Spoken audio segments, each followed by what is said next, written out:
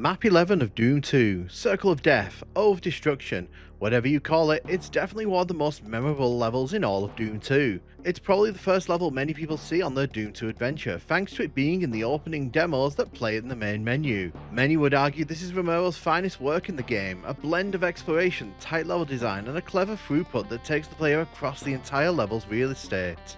In each direction there's something fun to explore, new challenges that await the player and surprises that the player hasn't seen so far. There's even some fun secret areas that reward players who are very observant. There's one thing that this level really likes to experiment with: there's a huge amount of variety in height. Enemies can be found on all planes around the player, shooting from great distances above and even finding spaces to blast from below. It's a level that forces the player to be aware of their surroundings in a way that other levels simply haven't up to this point, and I think that makes it stand out. Even just loading into the level, you're met with not just shotgunners and chain gunners in front of the player, but also an imp that shoots from on high. As the player makes their way around the titular circle, more and more enemies will awaken, some of which the player won't even be aware of until they're chasing ThatNukemGuy through those spaces.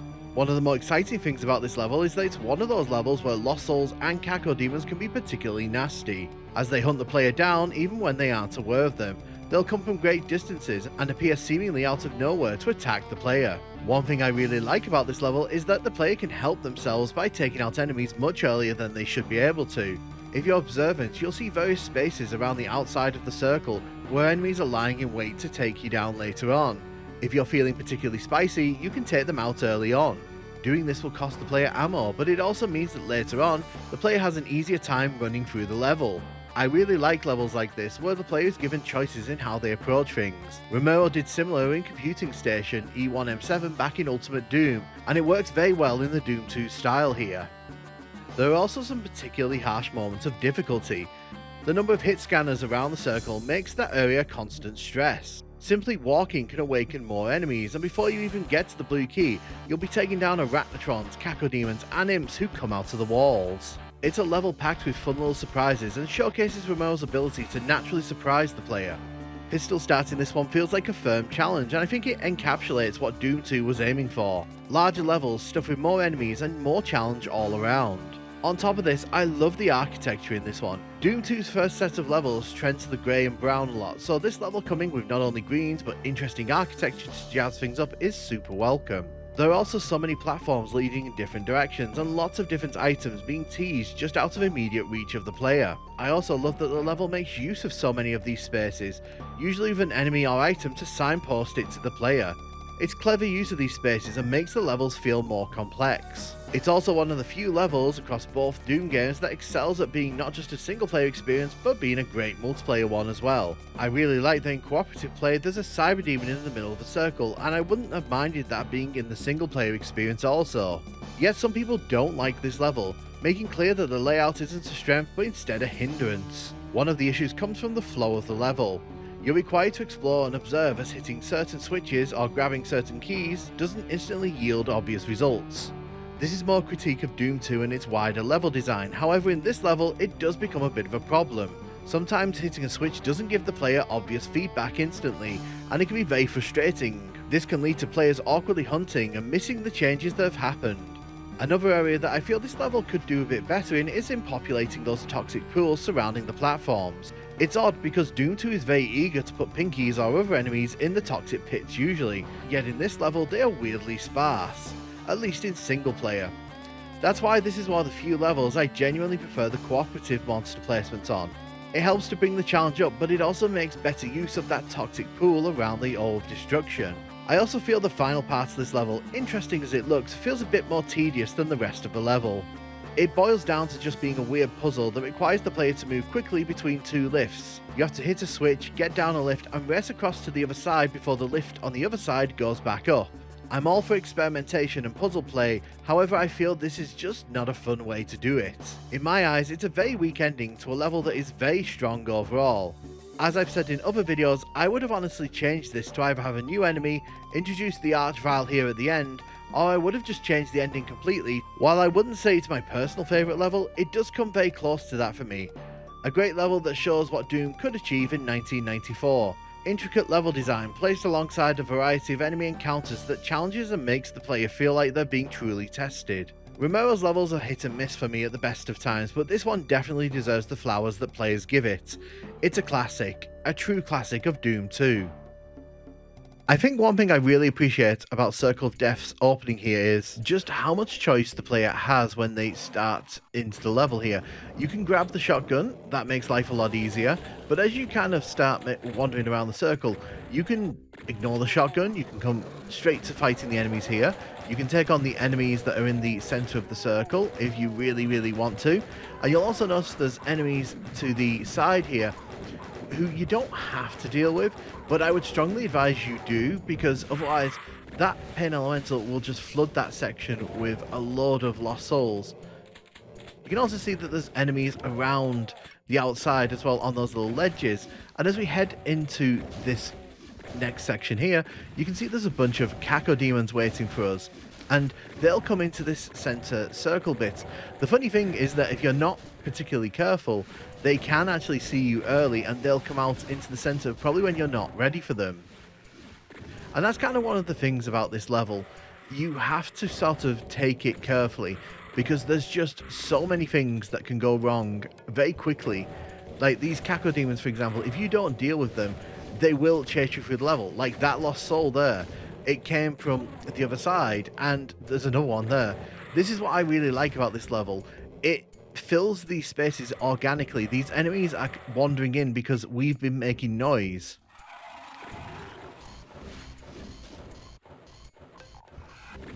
We'll grab the armor here.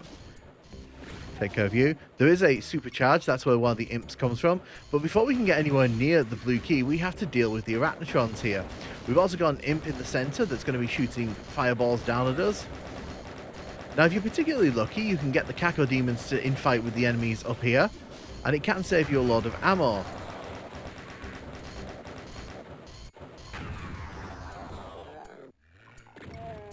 As we head up the stairs here, it seems pretty easy here. It feels like, you know, you've overcome the big challenge, and I think by this point in Doom 2, players may not have been expecting to see anything new in terms of monsters, because by this point you'd have expected the game to introduce everything, but obviously as we step in here, we know that this is where the Archvile is introduced.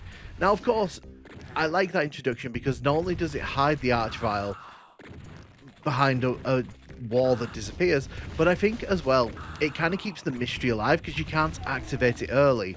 It's a very fun introduction, and the fact that it can get out of there and run around reviving all the enemies just makes it even more terrifying.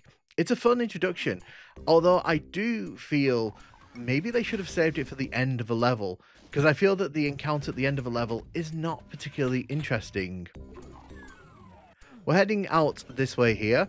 This is one of those spaces I was talking about in the opening part of the video.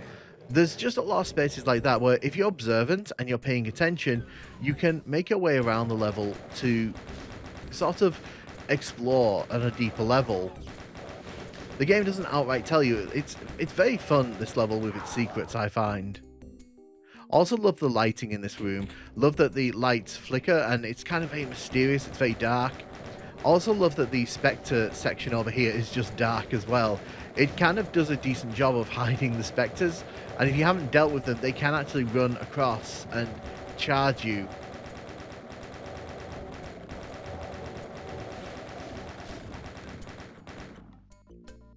Grab that.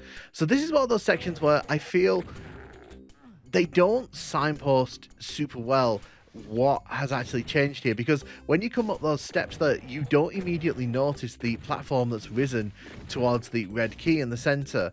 Now obviously someone's going to say to me, well, you know, I've played this levels hundreds of times, I've never got lost. You might not have got lost, but some players do get lost. Here's another secret that's opened up. When we hit that switch, it opened up a bunch of secrets like this. This is also an alternate way to get to the red key. I will say here, one of the things I don't like about this level, and I did bring this up earlier in the video, I don't like that the toxic pools down here are very sparsely populated. I feel like Romero kind of missed a trick here by not putting some pinkies or some specters down here. Now, as I mentioned, in cooperative play, there's a lot more enemies in this level, and I think that it makes better use of those spaces through those monster placements. Another Romero trick here is to put an outdoor area with a very desired item there and giving the player sort of breadcrumbs to try and find their way outside. Fun fact for you, this bit was actually updated after the initial release of Doom 2. This platform actually didn't exist in this way, so you couldn't just run over here.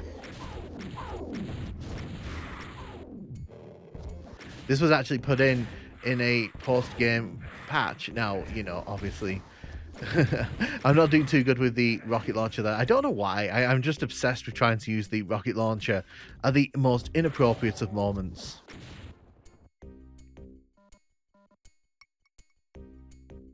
This is a bit of a pain on the PS1 version of this level if you've ever had the misfortune of trying to do that.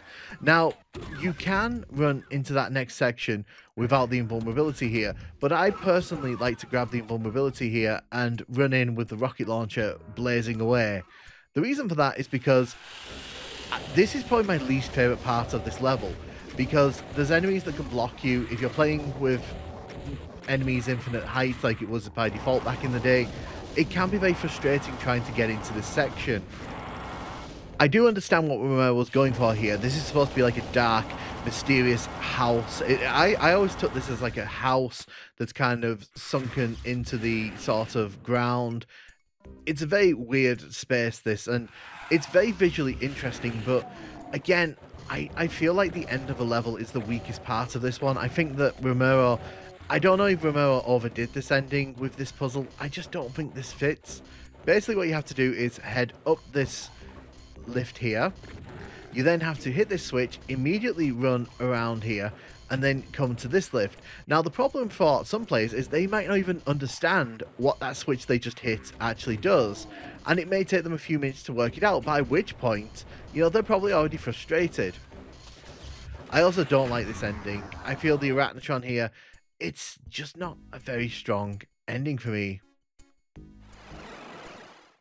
But overall, I really like this level. I feel like, from a design perspective, love these sort of walkways like this that let you look on the level from a different perspective. Love the use of textures, very varied. Romero really has a flair for making the unnatural seem natural in his levels, and I think that's something that I really appreciate about his work here. It's just a fun level, and I definitely feel that this one is among the best of Doom 2 overall. As I said, not my personal favourite level, but it definitely gets the high praise that I think it deserves from fans. This is definitely one of Doom 2's more standout levels, and I think that Romero delivers one of his best levels from across Ultimate Doom and Doom 2 in this one. There's a lot more that I could probably say about this level. In fact, at some point I might come back and redo this level on the cooperative setting, because I think that that is where this level truly shines in terms of actual difficulty to gameplay experience. But personally speaking, like I said, one of my favorite Doom 2 levels. Let me know what you think of this one in the comments. Are you a fan of Circle of Death?